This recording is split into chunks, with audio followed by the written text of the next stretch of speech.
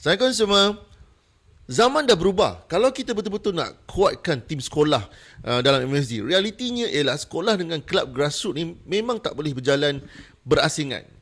Okey, kewujudan kelab-kelab grassroots ni adalah tempat untuk budak-budak datang training, improve dia orang punya kemahiran. Sekolah pula masih lagi menjadi medan utama mencari bakat melalui MSD.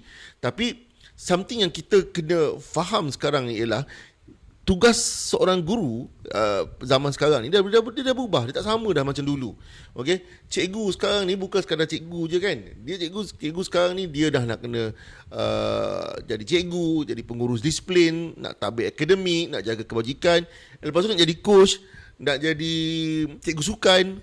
So macam-macam benda yang cikgu tengah buat sekarang ni. Jadi nak harapkan cikgu nak fokus 100% pada pembangunan teknikal, memang is unrealistic.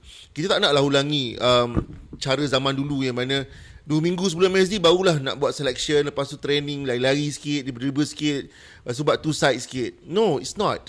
Okay, dekat sinilah bagi saya club grassroots peranan dia menjadi kritikal. Kelab boleh offer something yang sekolah tak boleh nak sediakan. Konsisten, latihan konsisten, intensity dan kepakaran, because jurulatih yang khas yang ada untuk fokus pada pembangunan teknikal, kecergasan, fitness dan juga game intelligence. Dan yang antara yang baguslah pendedahan dekat luar tu. Peluang menyertai liga-liga yang kejohanan kompetitif yang meluas kat luar ni, yang boleh memberi pendedahan yang baik untuk pembangunan pelajar-pelajar. So bila sekolah support murid mereka menyertai kelab, cikgu sebenarnya mendapat produk yang dah siap. So bila tiba je musim MSD ni, cikgu tak perlu nak bermula daripada kosong. Mereka menerima pemain yang dah ada disiplin taktikal, yang dah ada fitness yang baik, yang mana pemain-pemain yang dah didedahkan, dah expose dalam bermain secara dalam sistem yang terbiasa dengan suara tanduma yang kompetitif. Okay? Sebab tu bagi saya kita kena runtuhkan tembok ego dan birokrasi untuk pihak sekolah. Okay? Maybe pihak PIBG boleh menjadi perantara juga. Kadang-kadang kita ni terlalu skeptikal. Kita bimbang padang rosak lah, kita bimbang orang luar masuk ke kawasan sekolah. Tapi kita lupa matlamat utama kita ialah ni anak-anak kita tu sendiri. Jika ada komunikasi yang telus and also kerjasama yang baik, actually padang sekolah menjadi pusat pembangunan yang luar biasa. Kerjasama ni adalah satu, pada saya lah, satu ekosistem yang sihat yang mana everybody win. Sekolah dapat nama, kelab dapat tempat berlatih dengan kos yang murah, dan juga player dapat berkembang.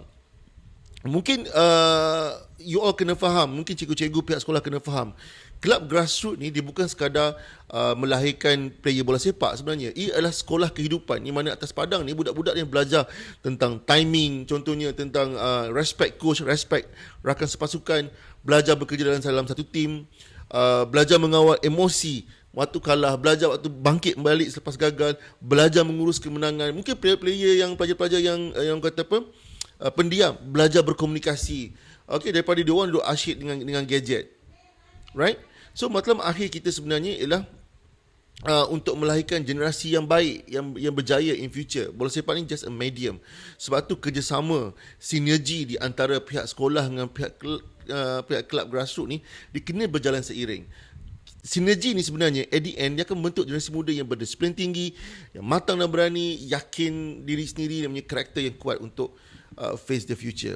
I think it's about time untuk kita berhenti bergerak bersendiri, find a solution, a good way untuk kita bekerjasama. Pihak PIBG, satu lagi saya nak seru pada pihak PIBG especially, sediakan, bantu sekolah untuk sediakan padang bola yang baik.